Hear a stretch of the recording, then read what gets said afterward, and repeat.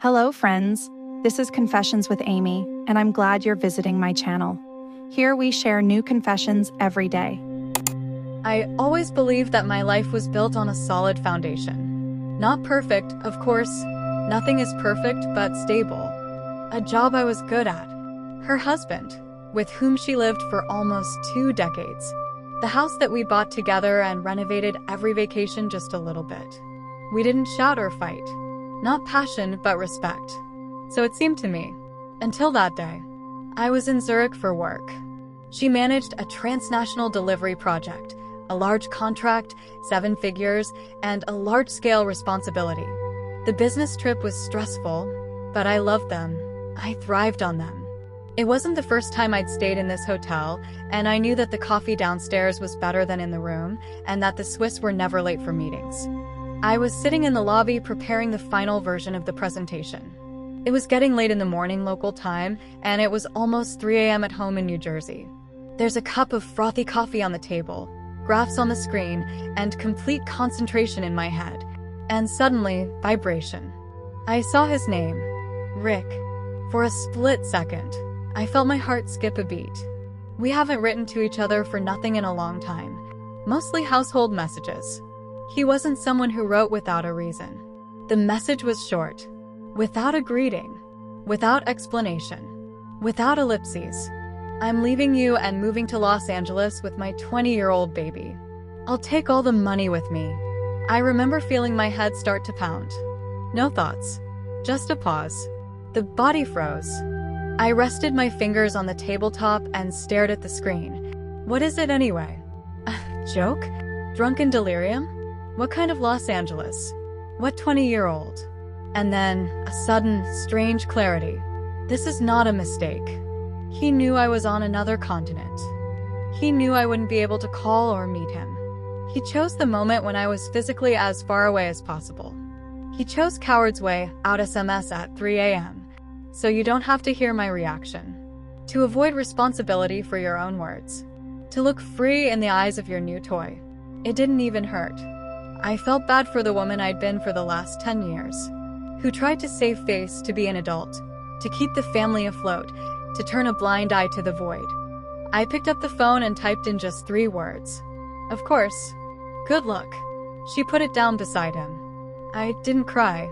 I didn't call my friends. I didn't disrupt the meeting. I just finished my coffee. I finished my presentation. I went to bed quietly. Because in that moment, I realized that this was the end of a chapter 1 had long dreaded ending. And ahead a new one. Only now I'll write it myself. Without his hands on the steering wheel. And most importantly, he does not yet know that the real game is just beginning. Do you want to collect the money? Try. I've always been smarter than you, Rick. The next morning, I opened my eyes with crystal clarity in my head, without the usual stringiness, without the oppressive lump in my chest that I thought was inevitable after such a blow. No, there was a sense of liberation. I ordered breakfast in my room, scrambled eggs, toast, and coffee as usual. Not because everything was fine, but because I wanted to feel in control.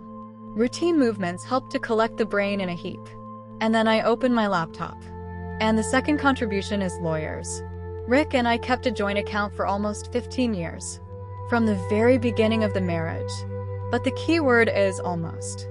4 years ago, when I started raising income on my position, I insisted on creating an investment portfolio in my name. Then he took offense and said, "You don't trust me?" And I said, "I trust you. But I also trust the numbers." It was one of my best decisions. I called my financial advisor in New York, despite the time difference. He wasn't surprised by the call. I was always punctual and sharp, but not in the morning. When he heard my voice, he immediately asked, "Everything okay?" "Completely," I said. "But we need to freeze all channels of access to joint assets. Immediately." "Got it. Can you tell me if I have to go to court?" "I'll tell you. But first, just cut off the oxygen." By the time I contacted the lawyers, the broker, and the bank, Rick was already starting a new life on social media.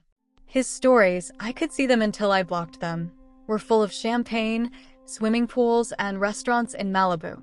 He was having fun. He felt free. He thought he had one. He had no idea that financially he was still standing on my foundation. His car? Registered to my company. Our country house? Purchased with my premium money. The joint account he wrote about is no longer his. I didn't write to him. I didn't call you back. She didn't make a scene. I just made a note in my notebook. Step 1 completed. Protection. And then I opened my laptop and went to the meeting. I drew it clearly and confidently. I signed a contract. I smiled at the photo with my partners. I won't let myself stop. I'd spent too long building my career to let any man, even my husband, ruin my life with a text message. When I got back to my room that night, I put on a face mask, poured a glass of wine, and sat by the window looking out at Zurich in the evening. Is he celebrating? Let him celebrate. He just doesn't know yet that he's paying for all this, not him. I wasn't going to check his bank account. It would be an empty gesture. Comfort for the wounded ego. I didn't need proof of his treachery. He'd provided it in a single message. But, oddly enough, I knew he'd check it out for himself. And it was this moment that I imagined with particular satisfaction. When you've lived with someone for 15 years, you know when they're lying, even in writing. His text message was short, almost businesslike, I'm leaving. I found someone new. I transferred all the money to myself. Starting my life in Ella, don't write. Don't write? I wasn't even going to. But the interesting thing was, despite his sharpness, I knew he was doubtful. Rick wasn't in the habit of making drastic decisions. He loved comfort, security, and a financial cushion. I was his pillow. The next morning I was back in New York. I went straight from the airport to the lawyer we worked with on corporate cases. He knew how to act quickly and legally. 2 hours later, all the necessary notifications were initiated to the bank, to the tax service, to my investment trust, to the insurance company.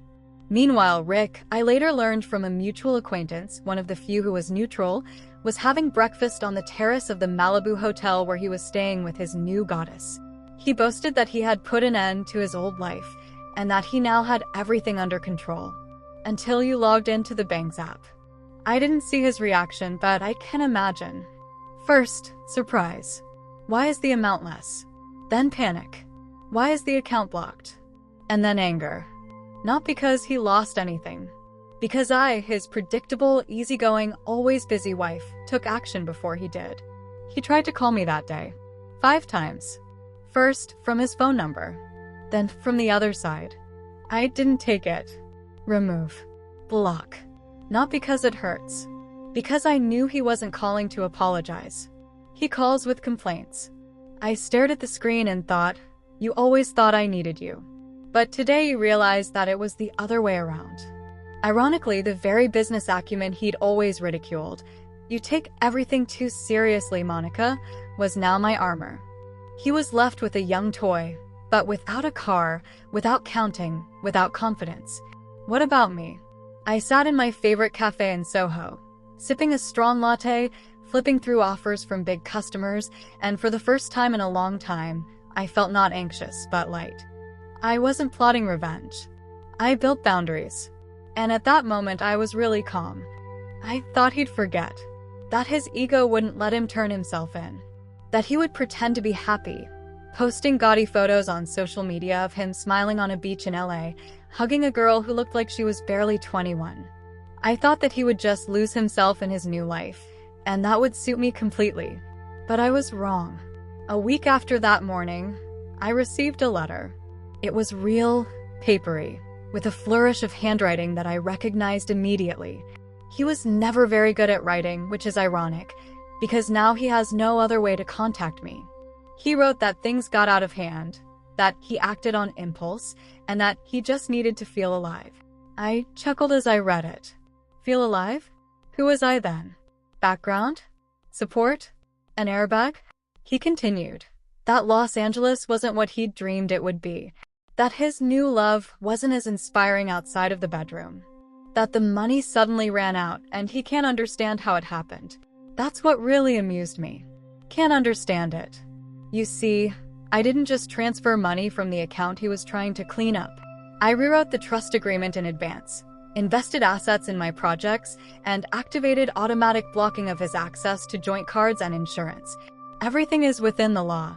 All through the papers that we signed together, but which, as usual, he didn't read. And now he can't understand. He asked for an appointment. I wanted to talk without emotion like adults. I didn't answer. Instead, I went to Montauk for the weekend alone. I took a room at the hotel where we once celebrated our 3rd anniversary. Only this time I didn't come with anyone, I came with myself. And, I wasn't lonely. I went to the same restaurant where he had once told me, "You're working too hard. Relax, enjoy your life." And I kept quiet then, so as not to start a quarrel. This time, I ordered the same glass of wine, sat down at the same table, and left. Because now I was really enjoying myself. I'm not what I used to be. Not a woman who was afraid of losing her stability. Not someone who endured the cold because it's the way it's supposed to be. I wasn't needy anymore. I was free. And in that freedom, there was no room for his apologies, his regrets, or his second chances. He was knocking, but I was already living on another floor. When I got home from Montauk, the apartment was particularly quiet, but not dreary, rather calm. It was a different level of silence, one in which you don't feel forgotten, but feel that no one else has any power over your breathing. I made myself a cup of coffee, put on my old frayed, sleeved sweater, the one he'd once called Grandma's, and sat down by the window. For the first time in a long time, I didn't have to hurry. Nowhere. Not for anyone. Not for anyone. The phone vibrated again. It wasn't the first time his name had popped up on the screen in days. Sometimes from a phone number, sometimes from an unknown number. Sometimes I got messages, sometimes I got voice messages. They were getting increasingly desperate. At first, he tried to speak calmly. Then he begged. Then he got angry. Now he just kept quiet into the phone, hoping I'd snap and answer. I didn't answer, because there was nothing else to say. I knew he'd lost everything. The girl he ran off with was the first to run away from him. The money was gone. Friends too. And he was at the point where he once thought I would be. But I don't. I was standing on the balcony of my apartment overlooking the Brooklyn Bridge, drinking coffee and thinking about a new project in which I had invested some of the family money. I met with lawyers and made an investment in a startup for women's financial education. Everything that seemed like a crash became a start. My experience, my tears, my anger, my energy now worked for other women. The pain he tried to inflict on me became my fuel. In the evening, I invited my friends. We opened a bottle of wine and noted not the end of the relationship, but the beginning.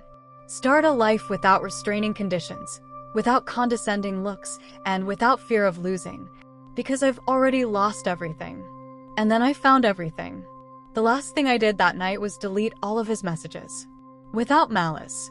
Just forever. In the morning, he sent the last voicemail. He sounded broken.